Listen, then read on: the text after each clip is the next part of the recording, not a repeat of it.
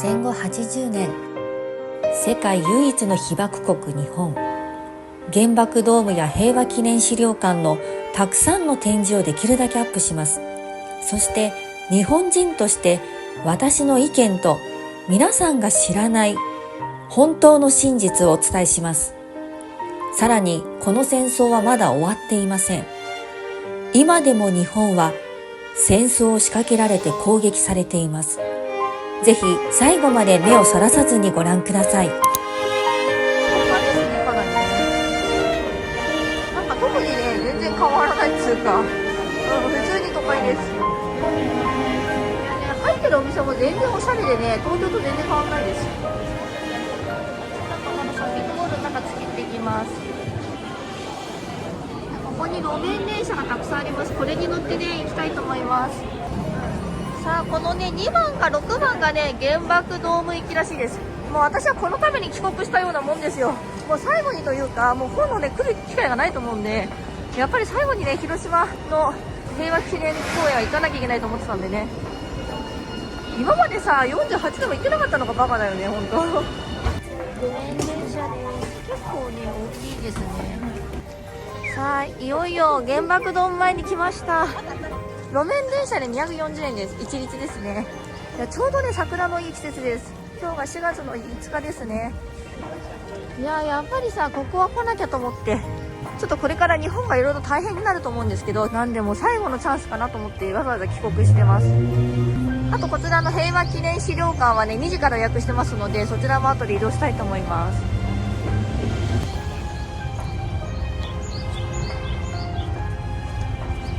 いや、でもね、この辺本当に穏やかな空気が流れてるんですよね。人類史上最初の原子爆弾です。またね、そろそろやりかねないですからね。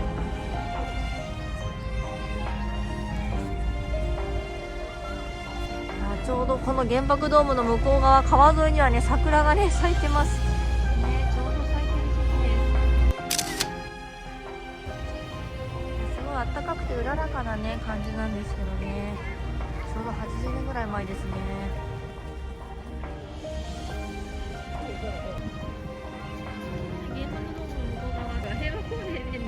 で、川で遊んだりとか、カヌーとかね、桜が咲いてて、のどかです。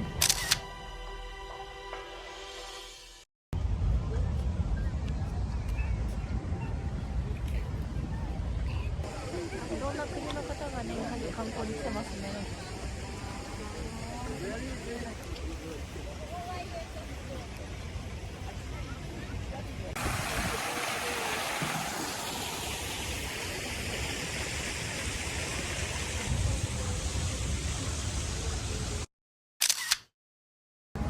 この橋の周辺もすごい桜が綺麗。しかもこっから宮島行けんだね。わー、桜綺麗だね。結構みんな桜の下でシート引いてお花見してますね。土曜日だしね。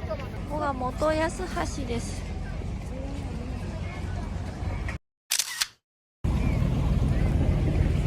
いや、桜が綺麗だしね、ちょうどいいね。あれが平和記念資料館ですね。2時の予約してるんで、あと30分以上ありますんで、ゆっくりしたいと思います。被爆したね、子供たちへの慰霊碑ですね。そしてたくさんの千羽鶴があります、ね。平和がずっと続きますように。全然続いてないね。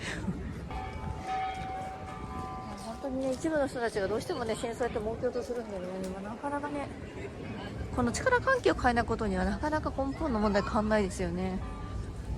平和の観音様だ。こんにちは。いやー、ここら辺は立派に咲いてんな。綺麗。可愛いですね。まあ本当にいい時期に帰ってきたかもしれないね。さあ徐々にね、ちょっと覚悟がいるような気もする。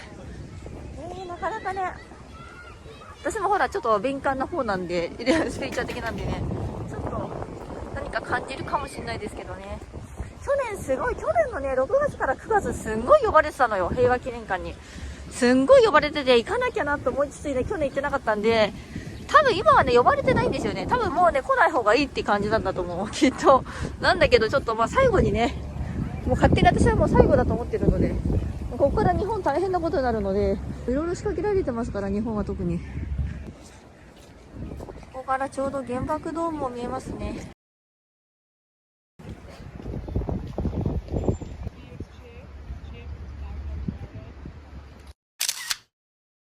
この平和に桜の下でお花見をしている、ね、中での平和記念資料館。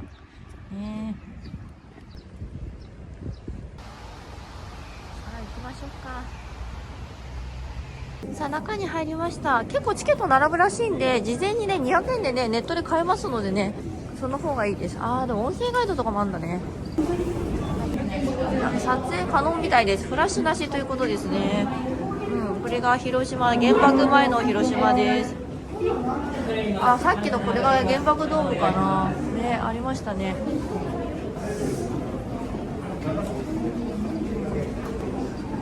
いや、昔ながらの街並みだよね、本当ね。この時はまだ1945年8月6日ですね。失われた人々の暮らし。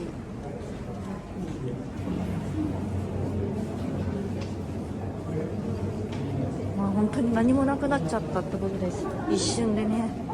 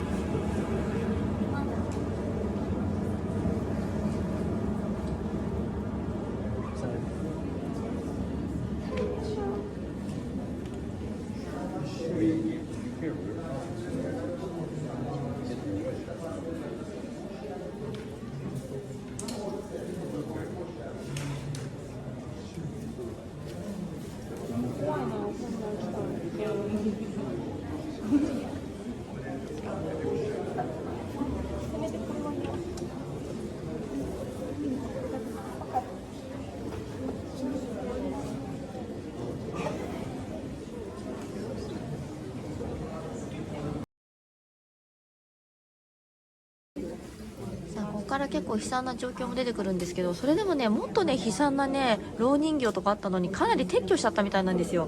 やっぱり悲惨すぎて PTSD になる人とか、かなりトラウマになる人がいたみたいで、でもそれこそ伝えるべきなんだけどね、結構ね撤去しちゃったって噂です。だから本当はもっとひどいらしいですね。被爆の実相です。リアリティオブザアトミックボンブ。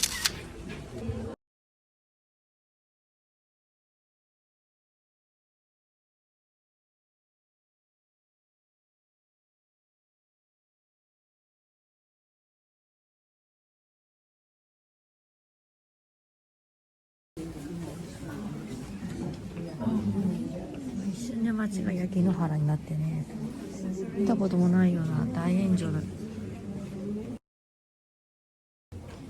や、この噴水の塗水口が残ってたってすごいね。残ってるものもすごいよね。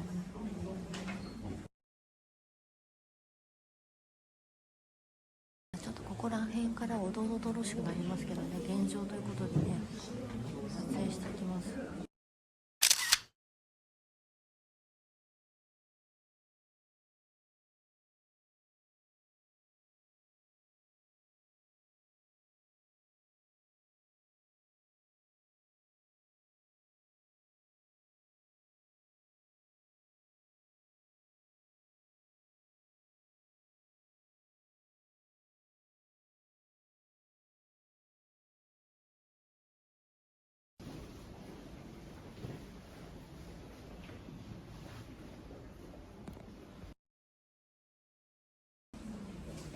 放射線による被爆の影響ですね。外傷がなくても高熱や下痢とか髪の毛が抜けたりですとか、斑点が現れるってことですね。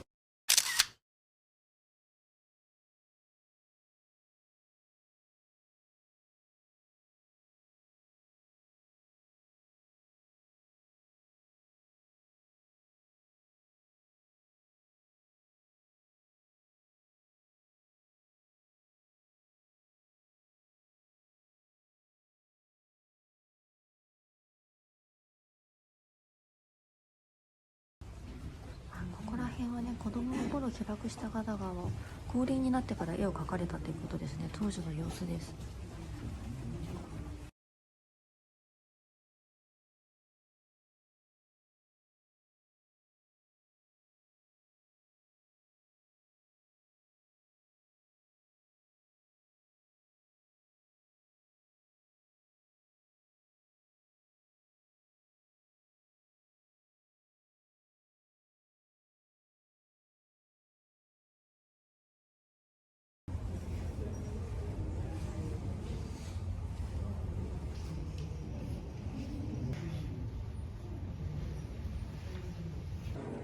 出てる頃にね、被爆者証言コーナーっていうのがね、ここのビデオもいいです。ここは英語の訳があるんですけど、こっちは個別ブースで、こっちは日本語だけでしたね。今ちょっと見たんですけどね、こんな感じで個別のブースがたくさんあって、こうやって見れるんですけど、ちょっと英語がなかったですね。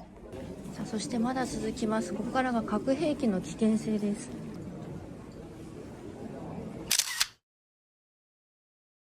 ちなみにね、原爆はアメリカがさ、ほら終戦のためって言ってますけど、あれは嘘ですので、本当にただのね、実験なんですよ。もともと終戦はその前に決定してたんですね。で、ただ長崎はね、イギリスが落としたそうですね。アメリカじゃないっていう噂ですね。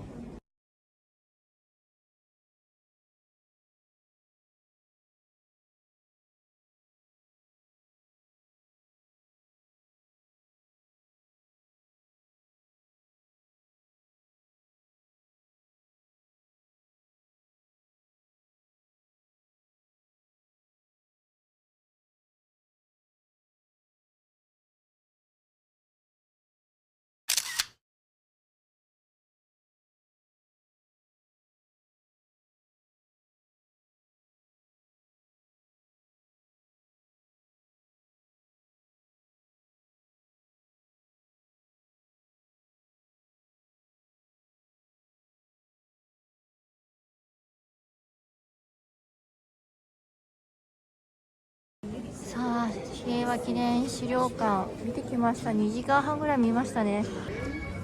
外出るとね、桜さんが綺麗に咲いてますね。さあ、平和記念資料館出てきました。ちょっと今日顔ぐちゃぐちゃなんでね、本当は顔出したくなかったんですけど、ちょっとね、本当に私は日本人としてこれは行かなきゃいけないと思ってて、これから日本2025年ね、ここからすごい大破壊が始まるんですよ。で、もうすでにね、中国とかいろんなね、組織で人工地震、人工インフルエンザ、人工台風とか全部やられてる、見えない戦争やられてるんですね。で、人工的なウイルスもまかれてるんですよ。で、日本狙われてるんです。でね、もうね、これが核みたいな形じゃなくても、とっくにもう始まってるんですよ、戦争は。日本もやられてます。で、今年やられるんで、今のうちに来たんですね。でね、もう本当にね、破壊するのは簡単なんですよ。本当に破壊するのって誰でもできるっつうかね、これ何でもそうです。犯罪とかもそうだし、通り魔に刺すとかもそうだし、やるのは簡単なんですよ。ただそこからね、一生涯その影響は続くんですよ。その人だけじゃないんです。でね、地球を破壊するのも簡単なんですよ。破壊するのってでね、復活させるのがどれだけ大変かで、完全に復活することなんてないんですね。で、私実際知り合いのヨガのインストラクターの方も交通事故でさ、ぶつけられて、それからずっと腰が痛くてさ、毎回痛いためにさ、仕事休まなきゃいけないわさ、10時間ぐらい並んで病院行かなきゃいけないっていうので毎回やってるんですよ。その場で終わらないの、すべて。原爆もそうですよ。もうその場でなんて終わらないです。一生涯その後遺症に苦しむし、でしかもさ、一番最悪な核兵器なんで、どのね種類の犯罪というかひどい悪質なものの中でも最高峰のひどさですよね。でこれがさもう世界中今開発しまくってるし全然気にしてないです。でこれねいくらねこうやってね平和記念資料館行ってみんなに平和を訴えてんだけど、一般の人は分かってるしここに来るってことはねそもそもそういう意識が高い方たちなんですけど、落とすやつらはそうじゃないんですね。落とすやつらっていうのはもうその上の方の人たちっていうのはもう次元が低いので、地球自体が次元が低い地球人たちに支配されちゃってるからもう終わってんですよ。でこのままいくと2032年には地球が滅びると言われてます。それは核兵器で滅びると言われてて、もう第3次世界大戦始まると言われてるんですね。でこれはかなりこのパラレルが変えられるかとかなりやばいですね。このまま終わる可能性があるし、でこれ今年これから日本は2025年中に大破壊が起きて日本の各地で火事とか大地震が各地で起きて水没しますから、千葉とか静岡水没するって言われてるし、富士山の8合目までから下は全部水になるって言われてますし、これから全部人工的です。自然災害に見せかけた人工の新しい形の戦争なんで、サイバー戦争ですとかそういう人工地震もそういう技術は全然あるんですね。なんでもうどんどんいろんな形でやられてるんですよ。でね、これも本当にね地球人の次元っていうか、その特に支配してやってる人たちの次元が低すぎちゃって精神性が低いんですよ。どんなものでもそうですけど、包丁とか何でもそうなんだけど、いい方に使うかとかね、それをね武器に使うとか破壊に使うかっていうのはねあくまで心だけなんですよ。心の問題なんですよ。でね、今私さっき美しいその桜さんをね紹介しましたけど、この桜さんとか何にも関係ないのに負けずを食らうわけですよ。一瞬に燃えちゃうわけですね。植物さんとか動物さんとか逃げられませんよね。で地球さ、あなたたちのさ落とす人間たち、これからまだ落とそうとしてる人たちたくさんいると思いますけど、あなたたちさ地球に住んでるのに地球破壊してどうするのって話なんですね。でこれがね1箇所だけで済むわけないんですよ。全部波及しますので、もうねなんかねこういう人間たちの意識を変えるのがちょっとね難しすぎちゃって、私もどうしていいか分かんないんですよ。分かってる人たちはそんなことやらないんで最初からで最初から分かってるからやらないし、分かんないやつだとか自分の利益しか考えてない、視野が狭くて次元が低い精神レベルも魂レベルも低い人間しかやらないんですよ、そういうこと。だからねここのね次元上昇なんかできないと思ってるから、今更っていうかでも始まりますのでね。だからねちょっとねどうしていいか私も分かんないです私はあくまでお祈りしたりとか、あと結構海外いろいろで今1年半ぐらい旅してますけど、海外の神様に中国のお寺にいたら中国の神様に中国人何とかしろって言ってますし、中国が日本乗っ取るのを阻止しろっていうのは中国の神様にお願いしたりですとか、ちょっとね違う次元でやんなきゃ無理だと思ってるんで、人間技でやってても無理だと思ってるんでやってますけど、ちょっとね間に合うかっつうと難しいです。で今年これからどれだけ破壊が起きるかがわからないですし、まず最初日本から破壊が始まる。これは人工的に破壊されるってことです。でその後にほら山火事なんて今韓国なんて40カ所以上ありますし、日本も起きてますけど、今土地をねそのまま焼き払って、人間や土地ごと焼き払ってスマートシティ作るっていう企みやってるやつらがわざと火事を起こしたりとかで、わざと水没させたりいろいろやって人間を殺したりとかで減らそうとしてますので、でその後に世界に来るって言われてますね。最初日本だけど、だからもういろんなことがこれから起きて、そのまま下手すると2032年地球終了になりますので、これね意識が、低い人たちがやってるんです。ここに来る人たちは高いわけですよ。ちゃんと意識がある人たちなんで、そういうことをしないし、ちゃんとさらに新たにね認識を深めてくださってると思うんですね。で外国の方もたくさんいらっしゃってましたし、だからねこのねレベルの低い人たちをねどうやって引き上げるかがね本当に難しい。でそういうやつらこそ力持っちゃってるんで、これちょっとだからね私もちょっといい対策わからないです最初からちゃんと分かってる人たちはやらないんで、最初から、どう考えてもやりませんので、ちょっと皆さんもいいアイデアがあったら教えてください。これね見てくださってる方とかね分かってる人たちはもうそう意識高い人たちなんで、その人たち言っても無理だし、言ってもね人ってよくさ過去と他人は変えられないって言うけど、人なんか変わんないんですよ。で低次元の人間ほど聞かないからねダメなんですよでもねこの地球人たちが同じ地球を滅ぼすって感じになっちゃいますので、こうするとみんな負けずくて2032年に地球滅びるとかなっちゃいますから、ちょっとね私もよくわかんないですなんでちょっと皆さんも一緒に考えていただいて、もう時間が猶予がないので、このままいくと日本はこの後6月ぐらいから本格的に日本の破壊が始まりますので、私だから最後のタイミングで広島来てるんですね。広島ちょっともう夏にはもうないかもしれないんで、広島と岡山もうやられてると思います。なんでちょっといろいろ起きてくるのでこれから、だからちょっと皆さん今のうちにね速攻をどうしていいか一緒に考えたいと思います。考えてちょっと対策したいと思います。で最大限できることは私たち自身が波動を高めるとかね、そんなことしかないかなっていう感じなんですけど、まあちょっとね防ぎようがないところがありますね。もうここまで来ちゃってるんでちょっとギリギリすぎるタイミングなんですけども、皆さんもぜひ意見ですとか、ちょっとご意見ですとかね、コメントあったら教えてください。で、あとね、広島はアメリカが落としたって言われてますけど、長崎は実はイギリスが落としたとも言われてます。で、これだからね、オバマ大統領が訪問した時に、広島はさ、なんか来たんだけど、長崎行かなかったんだっけ？なんかね、いろんな実は裏の情報があるんですよ。でただね、この敗戦だってね、原爆落として終わりじゃなくて、この80年間日本はお金が全部アメリカに取られてますから、裏で日本人 99% 知らない条約結ばれてて、全部日本のお金アメリカとかで海外に行っちゃってるんで、だから日本人働いても貧乏なんですね。だからね、もう全然ね、ずっと尾を引いてんですよ。この敗戦の尾が引いてるんですよ。ここら辺を全部変えなきゃいけないんですね。なんでちょっとここから日本の破壊が今年中に全部ほとんど破壊されちゃうで、日本はほぼ1億人日本人死ぬって言われてますから、その後にどうなって日本を再生して全く新しい自立した国を作るかっていうのがありますので、ちょっと皆さんもぜひ意見を書いていただきたいと思います。相当難しいというか感じになりますけども、あとなんかいろいろ情報があったらぜひ書き込んでください。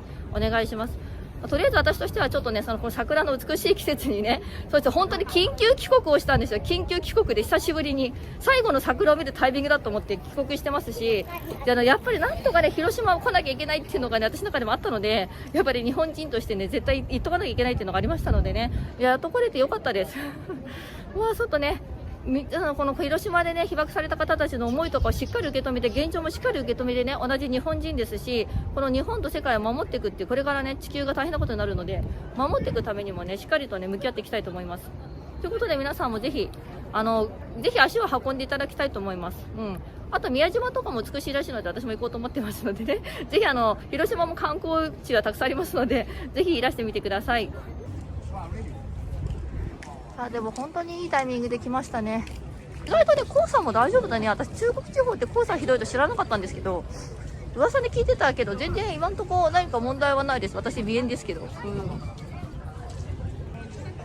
だけどさ、リバー沿いですけど川も綺麗だね。こう見るとやっぱりね、東南アジアの川が汚すぎてドブすぎて、どこのかしくも綺麗だね。だって緑っぽく見えるもん。すごい。いや、1年ぐらい東南アジアいるとさ、汚い川とか汚い空気がさ常識になっちゃってるんで、日本に帰ってきてね、本当東京ですが空気が綺麗だなと思いますよ。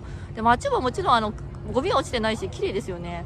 川がさ、ほら緑だもん本当に東南アジアはタイだろうがマレーシアだろうがベトナムだろうがどこもドブ川しかないんで、とにかく街も臭いし空気悪いんで、本当にどこの都市行ってもですよ。本当にそれが常識だったんでね。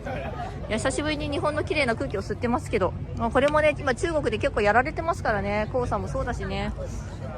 もう日本の自然をどこまで守れるかね。祈りですね。平和への祈り、プレイフォーピース。平和記念碑です。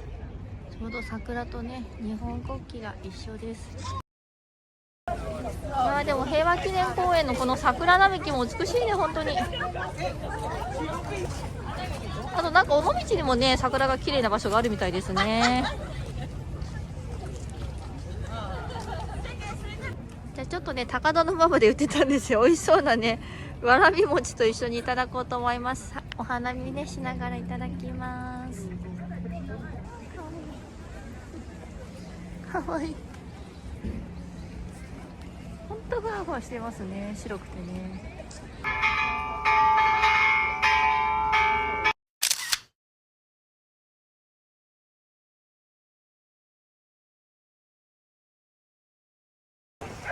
でちょうどね平和記念公園のね橋を渡ったところに永田屋、ここ超並んでんね。美味しいんだろうね。お好み焼きだって。